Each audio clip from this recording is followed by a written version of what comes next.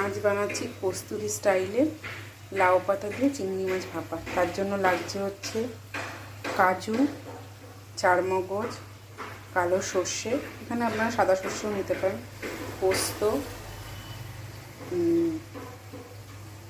কিশমিশ, নারকেল, সাদা তিল।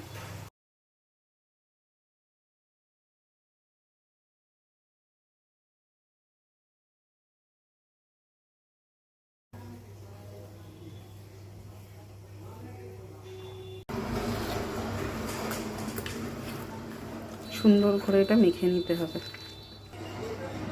পুরোটা কমপ্লিট হয়ে গেছে। এবার উপর থেকে আর একটু জাস্ট সর্ষের তেল ছড়িয়ে দেবো।